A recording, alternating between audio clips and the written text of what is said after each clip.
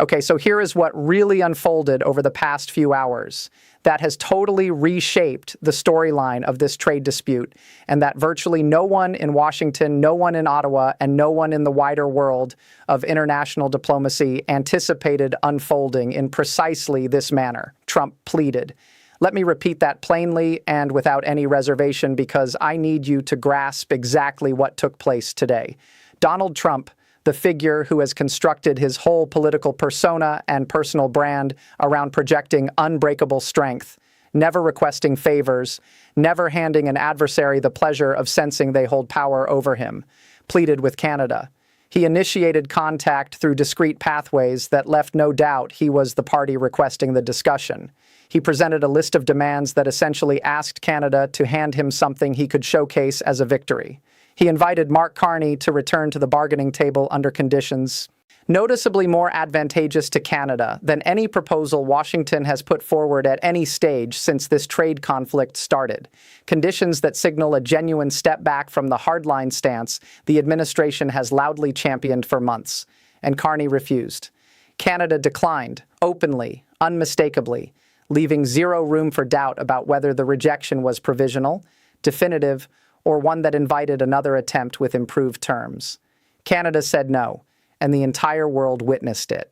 Let me break down precisely what Trump requested and why that request itself reveals everything important about who truly holds the upper hand in this confrontation right now. The concrete proposals Trump advanced represent a limited reversal of the CUSMA breaches that Canada has insisted must be fixed since the trade war began. Not a total reversal. Not a complete return to the trading terms both nations accepted when they signed CUSMA, a limited reversal, a carefully crafted, dignity-preserving partial rollback that Trump could present as mutual de-escalation while preserving enough of his tariff structure to still declare himself firm toward Canada. He also requested that Canada suspend its own counter-tariffs during renewed talks, a suspension that would ease economic pressure on Washington without Canada gaining anything concrete beyond a vague commitment to dialogue from an administration that has already shown it cannot be relied upon to bargain honestly. And he sought a shared public statement portraying both sides as having given ground, a statement that would let Trump assert he had extracted concessions from Canada in return for the limited concession he was dangling. These are not the demands of someone prevailing in a trade war. They are not the demands of someone convinced his position strengthens as time passes. They are not the demands of someone whose inner circle assures him the present course remains viable. These are the demands of someone who has recognized the trade war is inflicting heavier costs than anticipated, that the economic suffering is turning politically intolerable, that even his own Republican allies are cautioning him the harm is genuine and the midterm consequences could be severe, and that Canada possesses greater leverage than he calculated when he launched this fight. The mere act of asking is the confession that fundamentally alters how we should interpret this entire dispute. Trump does not approach people he is beating to request favors. He does not pursue discussions with adversaries he views as inferior. He makes requests cautiously, through backchannels, with wording crafted to mask any hint of urgency. Only when facing opponents who have boxed him in and control leverage he can no longer disregard. Now let me describe Carney's reply, because the manner in which he delivered that no carries as much weight as the refusal itself. Carney avoided any tone of gloating. He held no news conference to proclaim he had turned down an American president's appeal. He avoided any rhetoric of triumph, dominance, or embarrassment. Instead, he spoke the language of consistency and integrity. He stated that Canada continues to welcome genuine negotiations. He stated that the prerequisites for those negotiations remain unchanged and have been unchanged from day one. The unlawful tariffs must be lifted. The legally baseless trade probes must be dropped. The breaches of the jointly signed agreement must be repaired. Only then will Canada negotiate, not earlier. Canada will not bargain under artificial pressure. Canada will not settle for half measures addressing violations that never should have occurred. Canada will not sign a joint declaration that lets Trump portray his own breaches as shared compromises. Canada's refusal was direct, public, and without any qualification, and that refusal does not lock the door forever. It leaves the door plainly open, but only under terms that honor Canadian sovereignty, that recognize the breaches that occurred, and that stay inside the rule of law framework both countries endorsed when they signed CUSMA. What Carney is accomplishing, and this is the tactical sharpness that continues to catch off guard those who pictured him as a careful bureaucrat, is forcing Trump to demonstrate seriousness before Canada will re-engage, because Canada has been misled in the past. The Trump team has given assurances and then reneged. It has finalized deals and then undermined them. It has proposed terms and then intensified pressure regardless. Carney will not allow a repeat. Canada's condition for resuming talks is proven good faith, not promised good faith, but proven. Let me address the American response to today's developments because the reaction from U.S. markets, U.S. companies, and U.S. politicians reveals exactly how this trade war is truly unfolding for the United States. Markets reacted immediately to news of Trump's outreach to Canada, reacted upward because investors read the outreach as a hint the trade war might be nearing its close. Then markets reacted downward once Carney's rejection became evident because investors understood the trade war was not concluding today, and that the leverage dynamic they had counted on to force a settlement was not delivering one quickly enough to suit their needs. American manufacturing shares dropped. Lumber contracts shifted. Energy investors adjusted their expected timelines for resolution.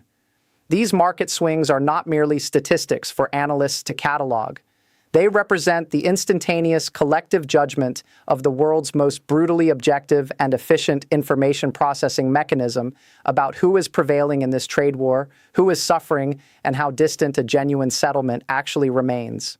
The political response within the Republican Party is just as revealing and just as consequential for judging how long Trump's current stance can hold. 3 Republican senators representing states hardest hit by Canadian trade friction have now publicly urged a negotiated end. They did not publicly back Carney's rejection. They did not directly criticize Trump by name.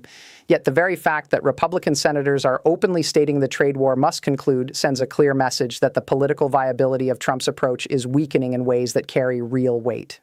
I want to tackle one point head-on because I know some viewers will ask, if Canada really holds all this leverage, if Canada is ahead, why doesn't Carney simply accept Trump's offer? Why not claim the partial victory and call it done? The answer is strategic, and it matters deeply. A partial solution is not a solution. A limited rollback of CUSMA violations that preserves major tariffs and keeps the legal basis for future pressure intact is not closure. It is a temporary halt. And a halt that Trump spins as reciprocal compromise, letting Washington pretend Canada surrendered something to regain a fraction of what Canada was legally entitled to, is more damaging than no agreement whatsoever because it sets a dangerous example. It signals that Canada can be coerced into talks through economic pain and will settle for incomplete redress of complete violations. It signals that the method to gain concessions from Canada is to breach the trade pact, apply tariffs, inflict damage, then propose a partial remedy in return for Canada, acting as though the violations were a shared issue. Carney rejects setting that precedent. Not out of obstinacy, not because he values principle above practicality, but because he recognizes that if that precedent takes root now, the next time Washington, under this administration or any later one that views coercion as useful, seeks something from Ottawa, the script is already written, and Canada has already shown it will read the lines.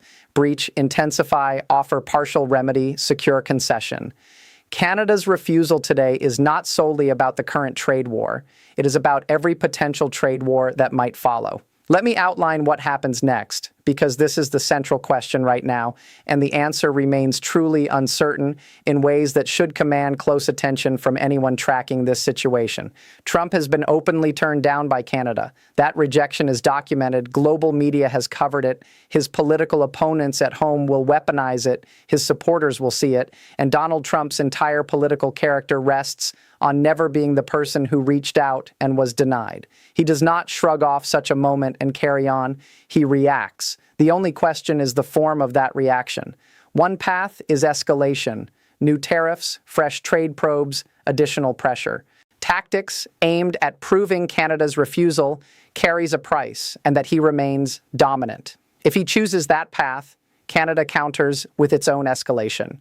Economic damage worsens on both sides, and we drift nearer to the July 2026 CUSMA review deadline with no settlement. The alternative path is a quieter recalibration, accepting more of Canada's demands than he was prepared to accept today, returning with an improved proposal that moves closer to what Carney requires to rejoin talks. That path clashes with Trump's instinctive approach, but it is not unthinkable. Intense economic strain combined with internal party pressure can force adjustments even here. What Canada is wagering on, what every choice Carney has made since this trade war started, every retaliatory tariff, every legal action, every diplomatic effort with Nordic nations, European allies, and Asian markets, every piece of parallel economic architecture he has constructed is the belief that the second path is ultimately more probable than the first once the economic burden becomes impossible to ignore and the political toll becomes unbearable. Today, Canada said no, clearly, publicly, on the record, with no equivocation. The next decision rests with Trump. And every government, every financial market, every nation observing this trade war and forming judgments about American dependability and Canadian determination is watching closely to see whether the leader who built his image on never tolerating refusal has finally encountered the adversary he cannot intimidate, cannot coerce, and cannot simply wait out. The economic facts are too stark. The domestic political price is too steep. The leverage Canada has developed is too deeply rooted and resilient to be broken by tactics that have already fallen short for months. Carney is standing firm. Canada is standing firm. July 2026 approaches rapidly. Whether Washington is prepared or not, Canada is prepared. Washington is not.